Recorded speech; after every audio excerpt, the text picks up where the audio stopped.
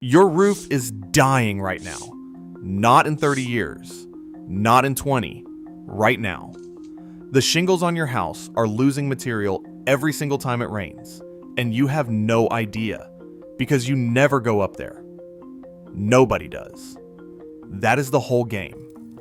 The companies that made those shingles designed them to fail in a place you will never look, and the warranty they gave you was designed to expire before you figure it out. A roofer in Pennsylvania filmed something that blew up online. He pulled shingles off a house built in 1968. The originals. 56 years on a roof in a state that gets brutal winters and 100-degree summers. They were old and stiff, but they were intact. No splitting, no curling, no bare spots. The asphalt coating was still bonded. The granules were still embedded. Then he held up a shingle from a roof he had just torn off that same week. It was installed in 2014, 10 years old. The edges were cracked. The surface was bald. Granules gone. Corners lifting. The thing looked like it had been through a war. The old one looked like it had been through a nap. He put them side by side on camera and said what every roofer in America already knows. They do not make them like they used to. And it is not because they cannot. It is because they chose not to.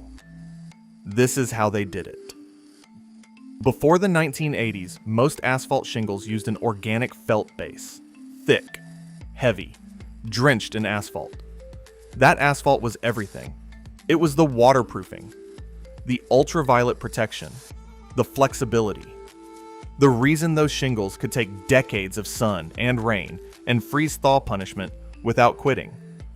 Roofers from that era described the old shingles as almost rubbery.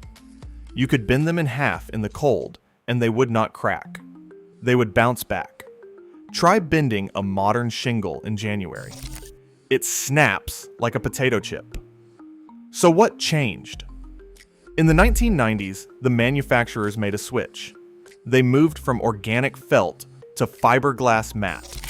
The official story was fire resistance. Fiberglass does not burn as easily. That part is true. But here's the part they left out of the press release. Fiberglass mat is thinner, lighter, and it needs far less asphalt to coat. That means cheaper production. According to industry analysis, the asphalt content per shingle dropped by roughly 20 to 30% during the transition. A bundle that used to weigh close to 80 pounds started coming in under 60 pounds. Roofers noticed immediately. Homeowners did not. Because who weighs their shingles? They gutted the product. They kept the price. And they printed 30 years on the wrapper. That is not an upgrade. That is a haste. And they were just getting started. Because after thinning, the product came the real power move. In the early 2000s, the shingle industry consolidated. Mergers, acquisitions, hostile takeovers. By the time the dust settled, 3 companies controlled the overwhelming majority of residential roofing shingles in America. 3. For a country of 140 million homes. Every regional manufacturer that used to compete on durability got absorbed or crushed. The guys who made a heavier shingle because they took pride in it got bought out by a corporation that took pride in margins. When 3 companies own the market, nobody races to make a better shingle. They race to make a cheaper one. The competition becomes who can engineer the lowest possible cost per unit while still putting something on a shelf that looks like it belongs on a roof. Roofers have a name for those products. They call them paper shingles. Because on a hot day, they flop in your hand like a wet napkin. Hold one up to the sun and you can almost see through it. These are the shingles sitting on your house right now.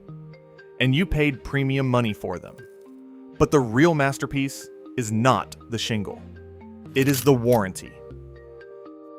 30 years.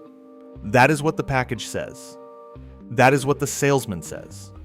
That is what you tell your neighbor when they ask about your new roof. 30-year shingles. Except that the warranty is a work of legal fiction, one of the most elegant scams in American consumer products. Read the fine print. Improper ventilation voids it. Improper installation voids it. Failure to register the warranty within a specific window voids it. Harsh weather conditions can void it too. Think about that. A product designed to sit outside in weather can have its warranty voided by weather. And here's the beautiful part. Who decides what counts as improper? The manufacturer. The same company that sold you the shingle gets to be judge and jury on whether your claim is valid. They send an engineer to your house and he works for them. Guess what he finds? And even if you somehow survive the exclusions, the warranty is prorated. At year 15, they might cover 12% of the replacement cost. 12%. That is not a warranty. That is a coupon. It exists so the box at Home Depot can scream 30 years in giant letters, while the legal department made sure the company will never actually write you a real check. If this is hitting close to home, drop a comment, because roofers always show up in these threads with stories the manufacturers would pay to keep quiet. And if you have not subscribed yet, do it now, because we go this deep every single week. Meanwhile, here is what is happening on your roof while that warranty collects dust. UV radiation is eating the asphalt layer every day. Heat accelerates it. Cold makes it crack. Once enough asphalt is gone, the granules lose their grip. They wash off every time it rains. Check your gutters right now. If you see what looks like coarse, dark sand piling up near the downspout, that is your roof dissolving one storm at a time. Once the granules are gone, the fiberglass mat is exposed. Fiberglass mat on its own is about as waterproof as a paper towel. Water gets under it, hits the underlayment, hits the decking. The wood starts rotting. Mold starts growing. By the time you notice a brown stain on your bedroom ceiling, the damage has been spreading silently for months, maybe longer. You are not catching a leak. You are discovering a crime scene. This is the 10-year roof cycle. You spend $8,000 to $15,000. Everything looks great for about 5 years. Around year 7, the first signs show up. Curling edges, bare patches, granules in the gutter. By year 10, you are calling someone to patch it. By year 12 or 13, that someone tells you the whole thing has to come off. You pay again, full price. The manufacturer is nowhere to be found, because that warranty was never meant to protect you. It was meant to close the sale. 40 years ago, this cycle did not exist.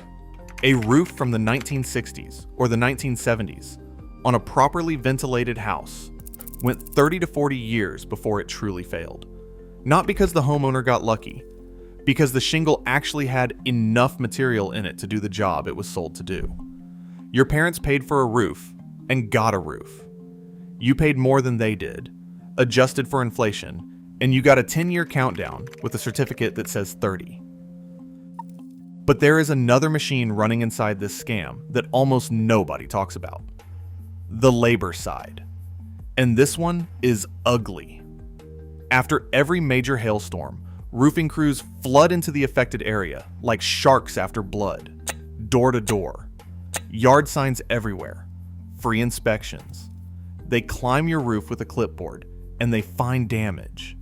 Real or exaggerated, it does not matter.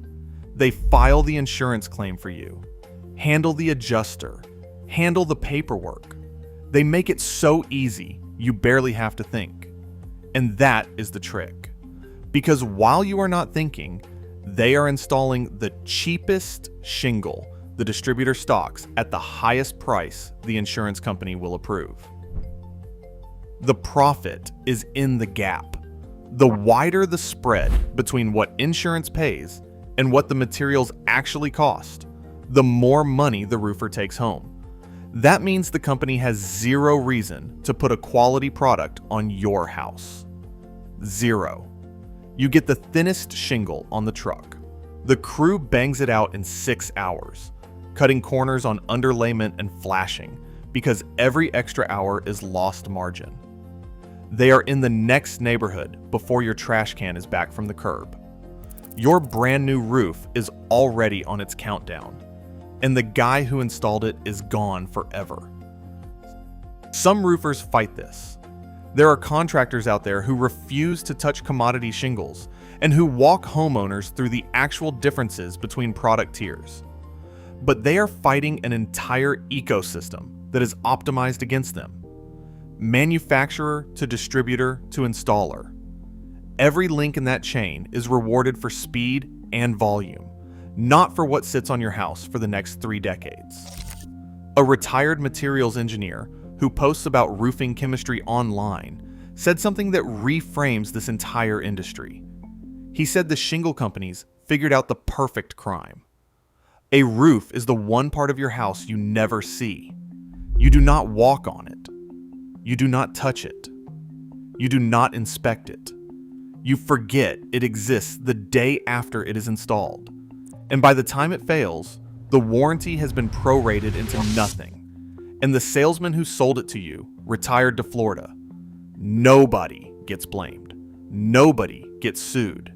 You just pay again. They built a product you cannot see to fail at a speed you will not notice until the damage is already done. That is not negligence. That is not a defect.